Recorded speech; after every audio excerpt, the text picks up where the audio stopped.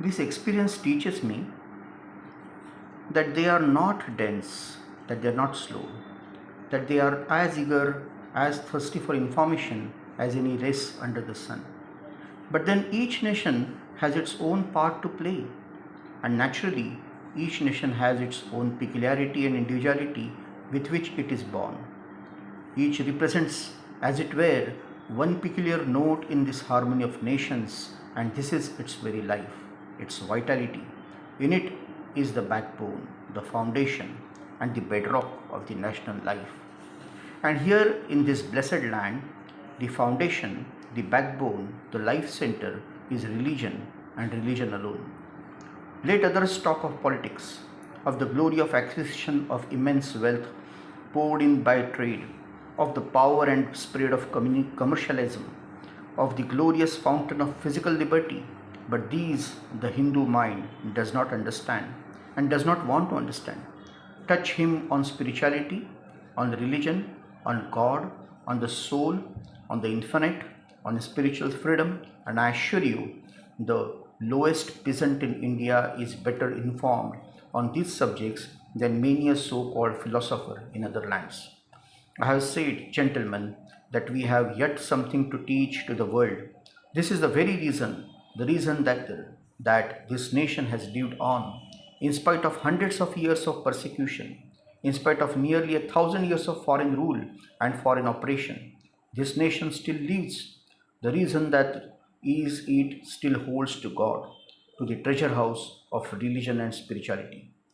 In this land are still religion and spirituality, the fountains which will have to overflow and flood the world to bring in new life and new vitality to the Western and other nations, which are now almost borne down, half killed, and degraded by political ambitions and social scheming.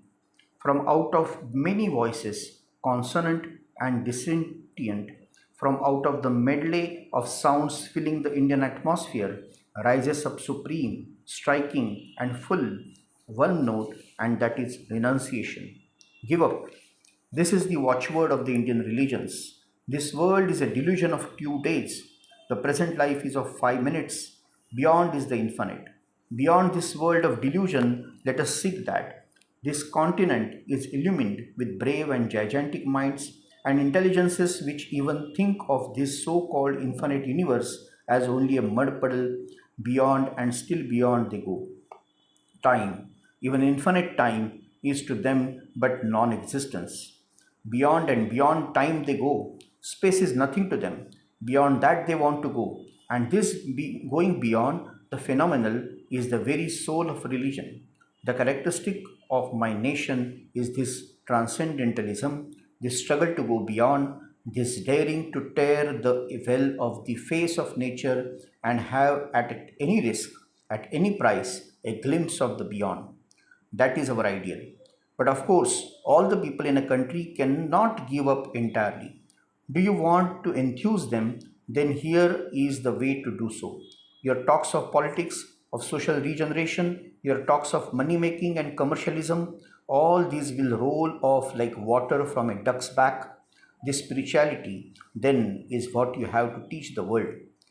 Have we to learn anything else? Have we to learn anything from the world? We have, perhaps, to gain a little in material knowledge, in the power of organization, in the ability to handle powers, organizing powers, in bringing the best results out of the smallest of causes. This, perhaps, to a certain extent, we may learn from the West. But if anyone preaches in India the ideal of eating and drinking and making merry, if anyone wants to apotheosize the material world into a god, that man is a liar. He has no place in this holy land. The Indian mind does not want to listen to him. Aye, in spite of the sparkle and glitter of Western civilization, in spite of all its polish and its marvelous manifestation of power standing upon this platform, I tell them to their face that it is all vain. It is vanity of vanities. God alone lives, the soul alone lives, spirituality alone lives. Hold on to that. Swami Vivekananda. Reply to the address of welcome at Ramnad.